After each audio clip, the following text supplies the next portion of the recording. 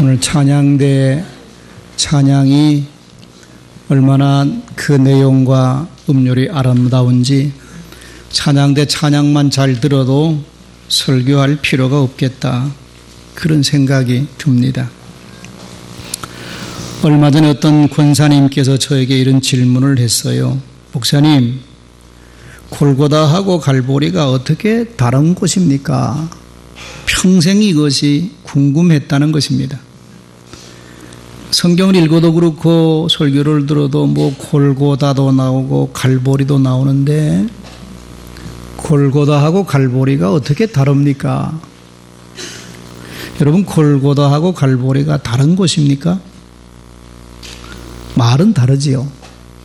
그러나 골고다와 갈보리는 같은 곳입니다. 골고다라는 말은 아람 말이고 갈보리라는 말은 라틴 말입니다. 둘 다 뜻이 해골이라 그러는 뜻을 가진 한 곳입니다. 같은 곳을 다른 이름으로 부르는 것이죠. 왜냐하면 예수님 당시는 유대인들이 아람어를 쓰기도 했고 히브리어를 쓰기도 했고 그리고 또 헬라말을 쓰기도 했어요. 라틴 말도 쓰고. 그렇기 때문에 여러 말을 사용했기 때문에 이렇게 한 곳을 다르게 부르는 것인데 뜻은 다 예루살렘 뒤쪽의 언덕에 있는 그 공동묘지 해골이라고 부르는 그런 곳이 바로 이 골고다이기도 하고 갈보리이기도 합니다. 골고다 언덕은 여러분들 잘 아시는 것처럼 예수님께서 십자가에 달려서 죽으신 곳이지요. 그러니까 예수님의 일생의 마지막 장소가 바로 이 골고다입니다.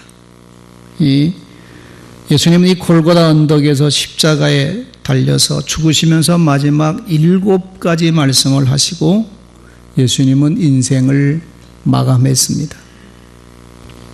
예수님께서 십자가 위에서 죽으시기 전에 남기신 7가지 말씀을 우리는 가상칠언이라 이렇게 부릅니다. 십자가 위에서 말씀하신 7말씀이다. 그래서 가상칠언이라고 부르는데 오늘 본문이 있는 요한복음 19장에는 그 7가지 말씀 가운데 4가지 말씀이 나옵니다. 먼저 26절 오늘 본문이지요. 예수님은 어머니 마리아에게 여자여 보소서 아들입니다. 그렇게 십자가 위에서 말씀하신 것입니다. 그 다음 두 번째는 27절에 보면 제자 요한에게 보라 너의 어머니라 그렇게 말씀하셨고 또 28절에 보면 내가 목마르다 그렇게 말씀하셨고 30절에 보면 다 이루었다 말씀하시고 운명하셨습니다. 이 4가지 말씀 중에 내가 목마르다 그 말씀만 빼놓고 나면 나머지 3가지 말씀은 전부가 효도와 관련되어 있는 말씀입니다. 그러니까 예수님의 7마디 말씀 중에 3가지가 효도와 관련된 말씀이었다. 이건 참 놀라운 점입니다. 우리 기독교를 믿지 않는 사람들은 효도를 가르치지 않는 불효한 종교라 이렇게 오해를 하고 있습니다. 오해를 받는 이유는 조상 제사를 못 드리게 한다고 그래가지고 기독교는 불효를 가르치는 종교라 그렇게 말들 합니다. 조상 숭배를 하지 못하게 하는 것은 제사라고 하는 것은 그냥 돌아가신 부모님에게 인사드리는 정도가 아니고 조상 귀신을 섬기는 겁니다. 제사는. 그렇기 때문에 이건 우상 숭배가 되기 때문에 조상 귀신을 섬기지 말고 하나님을 믿으라고 하는 그런 뜻에서 제사를 못 드리게 하는 것이지 기독교가 불효를 가르치는 종교는 아니라는 것입니다. 성경을 보면 철저하게 너의 부모를 공경하라는 말씀이 얼마나 많이 나오는지 모릅니다. 중요한 계명인 10계명 중에 인간에 대한 첫 번째 계명이 내 부모를 공경하라는 말씀이 아닙니까? 그리고 예수님께서 십자가에서 마지막에 죽기 전에 남기신 말씀 가운데도 이 효도에 대한 가르침이 들어있다는 겁니다. 오늘 어버이 주일을 맞이해서 예수님께서 죽으시기 전에 십자가에서 남기신 그 말씀 가운데 효도의 말씀을 함께 생각하며 은혜를 나누려고 합니다. 예수님은 두 가지 면에서 효도의 말씀을 마지막으로 하셨습니다.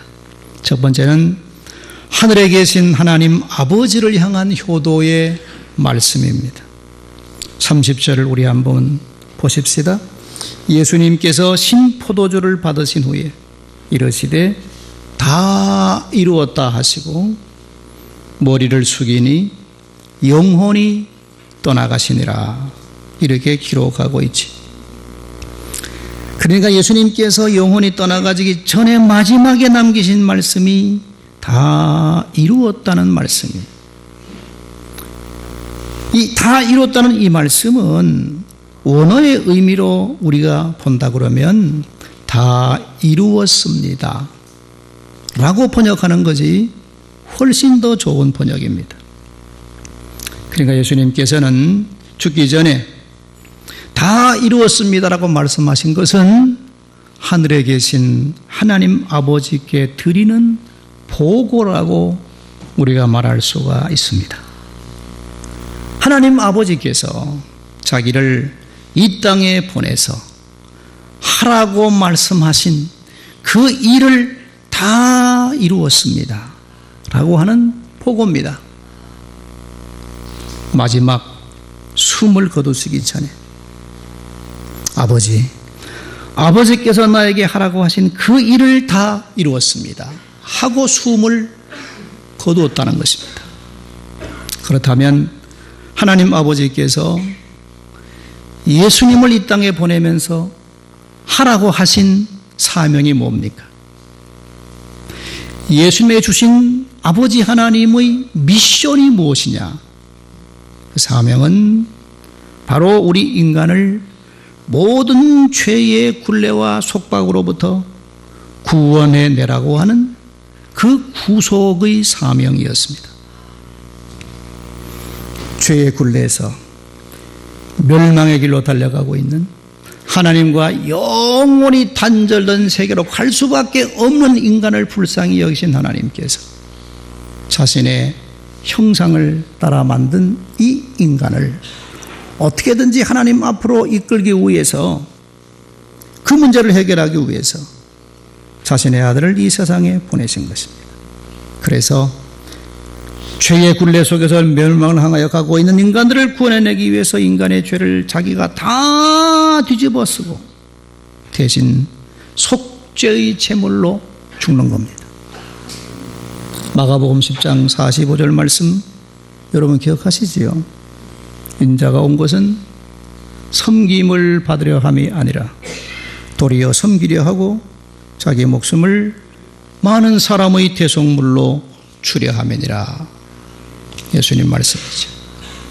이 사명을 이루기 위해서 예수님은 자기의 목숨을 십자가에 속죄의 제물로 바친 겁니다. 그래서 마지막 숨이 끊어지기 전에 예수님은 다 이루었습니다 라는 말씀을 남기고 숨을 거두신 것입니다.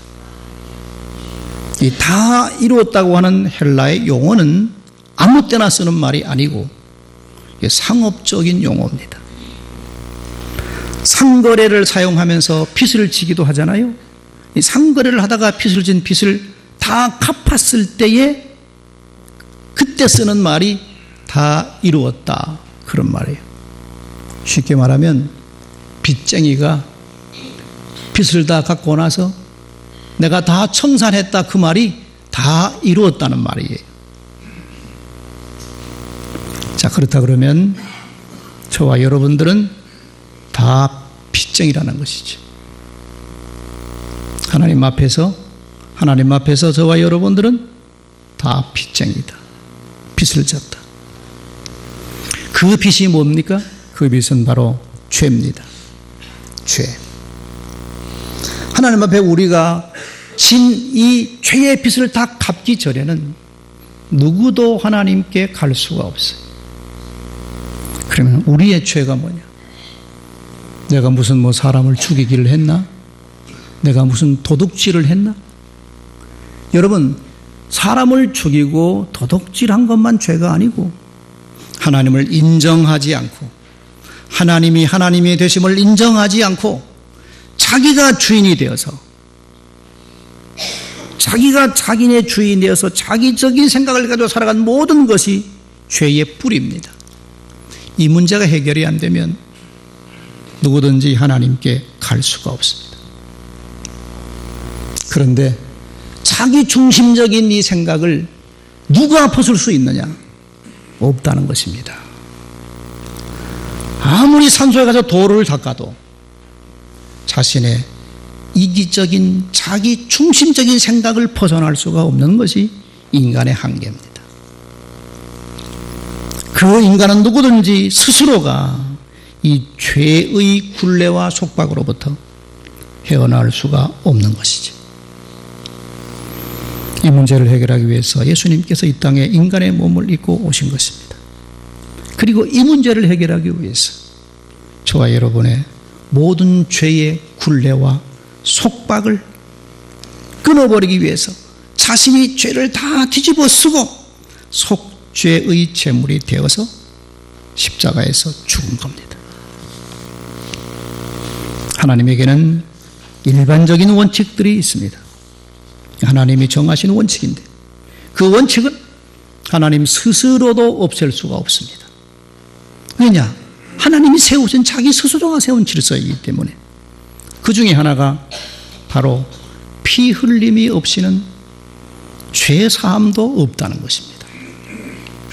히브리서 9장 22절에 보면 이걸 분명하게 설명하고 있습니다. 율법을 따라 거의 모든 물건이 피로서 정결하게 되나니 피 흘림이 없은즉 사함도 없느니라 그랬어요. 구약의 속죄 제사는 동물을 잡아서 그 피를 제물로 바치는 것인데 이 동물의 피는 근본적으로 죄 문제를 해결할 수가 없는 것이고 하나님께서 하나님의 백성들에게 은혜를 베푸시기 위해서 주신 하나님의 은혜의 방편일 뿐입니다. 그런데 하나님께서 영원히 이 문제를 해결하기 위해서 자기 아들을 세상에 보내서 자기 아들을 십자가에 죽인 겁니다. 이 사명을 띠고 오신 예수님은 그 아버지의 뜻을 이루기 위해서 희생의 제물이 되어 십자가에 죽은 겁니다. 그래서 죽기 전에 마지막 남기신 말씀이 다 이루었습니다. 내가 빚을 다 갚았습니다. 이 말이 예수님께서 죽기 전에 마지막 남기신 말씀입니다. 이것을 보면 예수님이야말로 진짜 효자였다. 왜 그렇습니까? 아버지의 뜻을 이루기 위해서 아버지께 효도하기 위해서 자신의 목숨을 내놓았거든요. 여러분, 이보다 더 큰 효도가 어디 있어요? 아버지의 뜻을 이루기 위해서 자신의 목숨을 내놓았다는 얘기죠. 우리가 어버이날에는 부모님에게 꽃을 사 드리기도 하고 맛있는 것 사드리고 그리고 선물 사서 드리지요. 여러분 선물들 안 받으셨습니까? 이것도 효도입니다. 그러나 이보다 더 진정한 효도가 뭡니까? 그런 건 못하더라도 자녀들이 부모의 뜻을 헤아려서 부모님이 이런 사람이 되라고 바라시는 그 뜻을 이루어 살아가는 것이 진짜 효도라고 생각합니다. 부모님이 나를 향한 뜻이 뭔가? 부모님은 내가 어떤 사람이 되기를 원하는가? 이걸 알고 그런 사람이 되어서 부모님의 마음을 시원하게 해드리는 것이 진짜 효도 아니겠습니까? 그렇다면 예수님이야말로 진짜 효도한 겁니다. 아버지의 뜻을 이루기 위해서 자기의 생명을 십자가에 십자가에 내놓은 겁니다. 이런 걸 생각하면서 우리들도 예수님처럼 먼저 하늘에 계신 우리 아버지 하나님께 효도하는 삶을 살아야 됩니다. 그러면 오늘 우리가 하늘에 계신 하나님 아버지께 효도하는 길이 뭡니까? 하나님은 이 땅에 살아가고 있는 우리들에게 바라시는 것이 무엇입니까? 성경은 딱 한 가지를 얘기합니다. 너희는 먼저 그의 나라와 그의 의를 구하라는 것입니다. 우리가 이 땅에 살아가지만 먼저 해야 할 일은 하나님의 나라와 의를 구하는 것인데, 그럼 하나님의 나라와 의를 구하는 것은 쉽게 말하면 무엇을 말합니까? 하나님께 영광을 돌리는 생활을 하며 살아라, 그런 말이에요. 내 영광을 구하고 내 욕심을 구하고 내 소원을 이루기 전에 먼저 하나님께 영광 돌리는 삶을 살아가라는 것입니다. 이것이 우리가 하늘에 계신 하나님 아버지께 효도하는 길입니다. 이 땅에 살아가면서 내 욕심 채우려고 하지 마시고 아버지 하나님의 뜻을 이루어가며 살아가시는 여러분들 되시기를 바랍니다. 전화가 왔으니까 옆 사람하고 인사하십시다. 하늘에 계신 하나님 아버지께 효도하며 삽시다. 인사해요.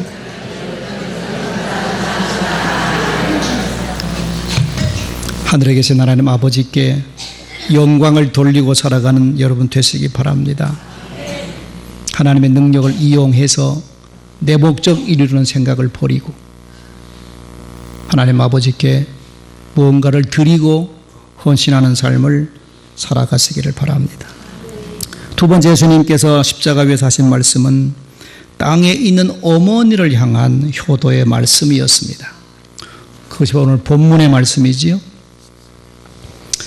예수님은 십자가에 매달려서 죽음의 그 끔찍한 고통을 겪으면서도 어머니를 생각했다. 이건 여러분 대단한 것입니다. 우리가 일반적으로 죽음의 고통의 순간에 이르면 너무 아프고 힘듭니다.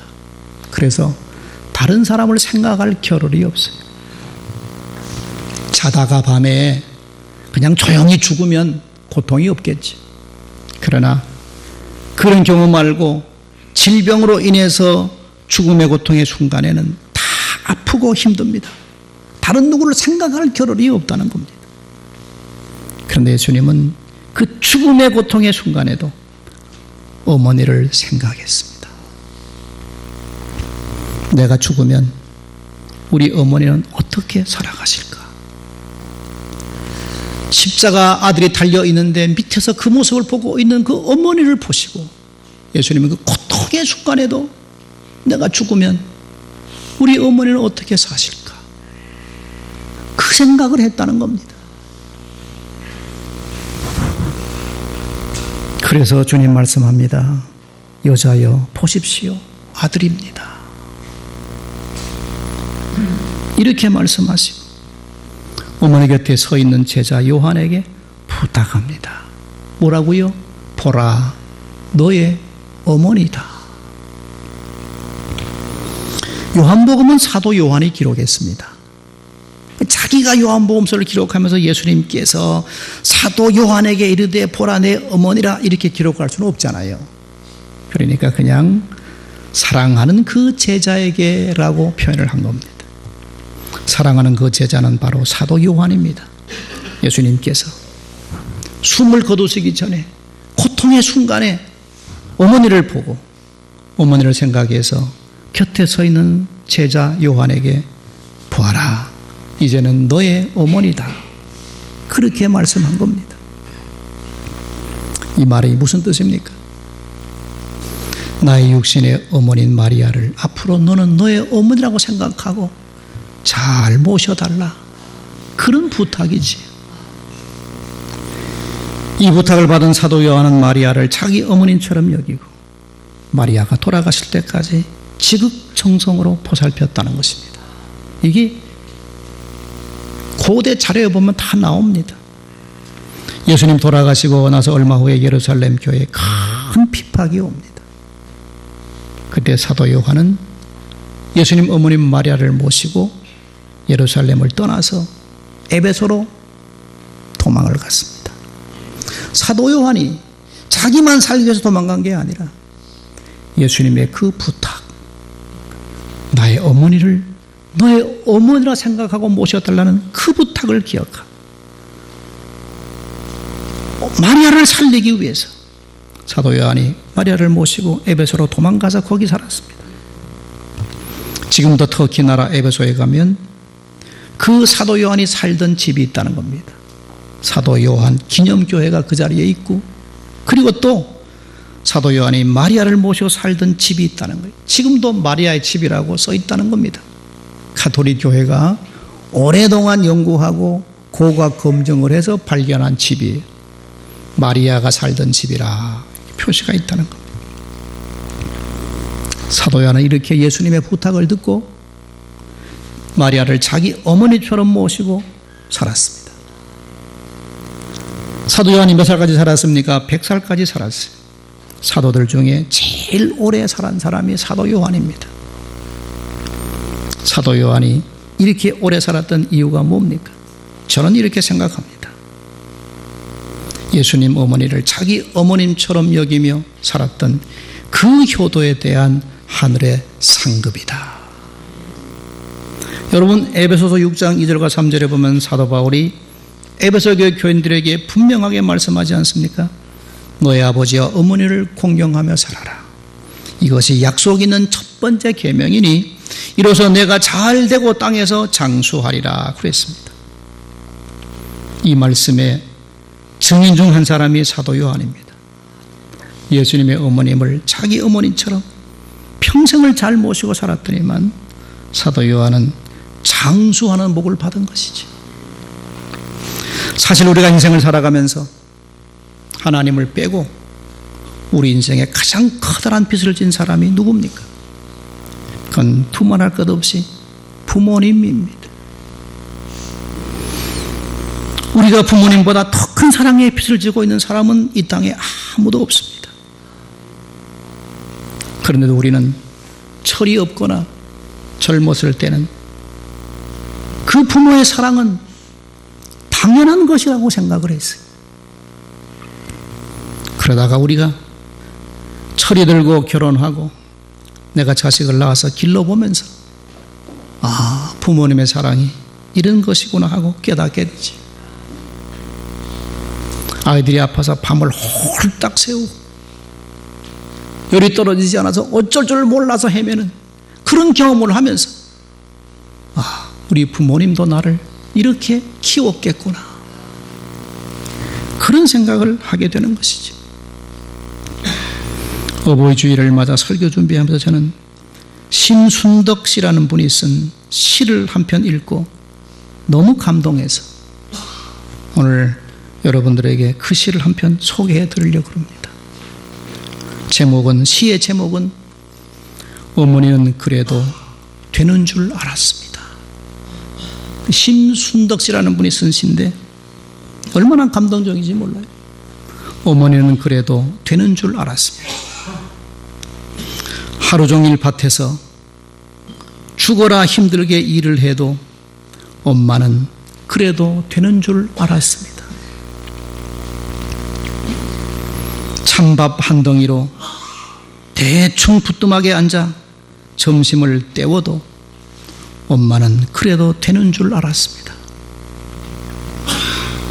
한겨울 냇물에 맨손으로 빨래 방망이질을 해도 엄마는 그래도 되는 줄 알았습니다.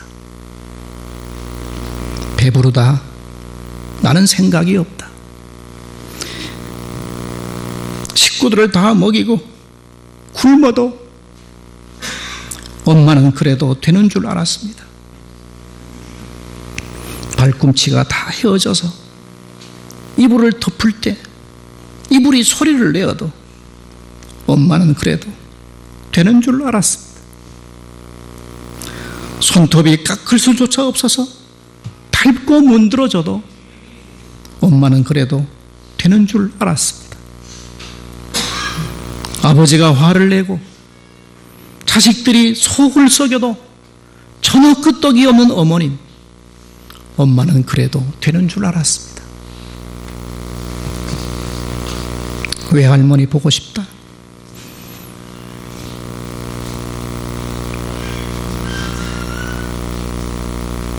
외할머니 보고 싶다. 그렇게 말할 때 그것이 넋두리인 줄만 알았습니다.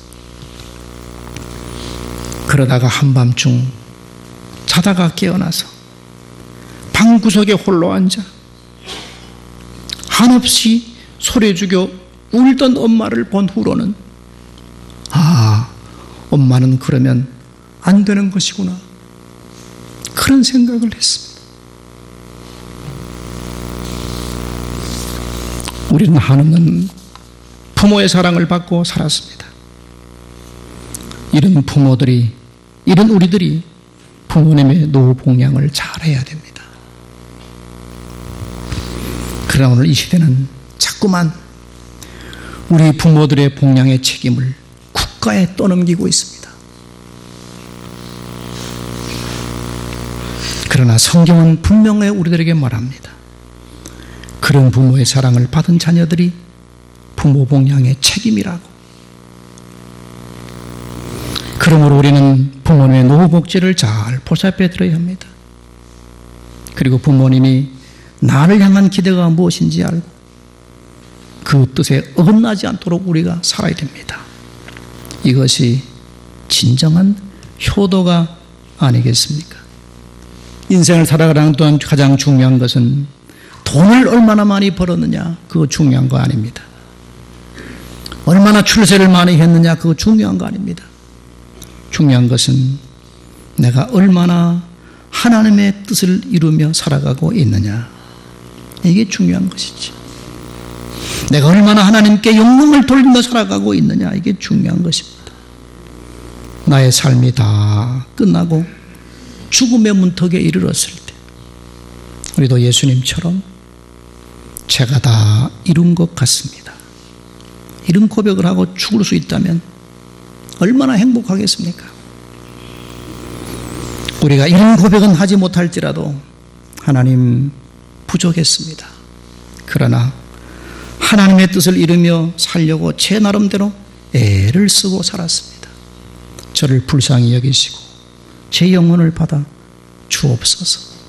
이런 고백만이라도 드릴 수 있다면 이런 사람은 행복한 사람이라고 생각합니다. 우리는 하나님의 자녀지요. 따라서 이 땅에 사는 동안에 하나님 아버지가 내가 어떤 삶을 살기를 원하시는지 하나님의 뜻을 헤아리고 그렇게 살아서 하나님 아버지께 효도하며 살아야 됩니다. 뿐만 아니라 나를 낳아주시고 길러주신 그 부모님에게도 최선을 다해서 효도해야 됩니다. 그래야 내 인생의 마지막 날, 내게 죽음이 오는 그날, 그 길은 슬픔의 길이 아니라 하나님 아버지의 고향을 찾아가는, 하나님 아버지 품으로 돌아가는 기쁘고 아름다운 길이 될 것입니다. 기도하십시다. 어버이 주일날 십자가 죽음의 고통 앞에서 주님께서 말씀하신 효도의 말씀을 우리가 함께 묵상했습니다. 주님은 먼저 아버지께서 내게 주신 그 사명을 다 이루었습니다 말씀하셨고, 자신의 사랑하는 어머니를 사도 요한에게 맡기는 그 주님의 효성스러운 모습을 생각하면서 우리가 이 땅에 남은 인생 사는 동안에 어떻게 살아야 될지를 함께 배우게 하시니 감사합니다. 주신 말씀을 마음에 새기고 우리의 남은 삶을 이렇게 잘 살아갈 수 있도록 성령님 우리의 마음을 감화하시고 오늘 이끌어 주시옵소서. 예수님 이름으로 기도드립니다. 아멘.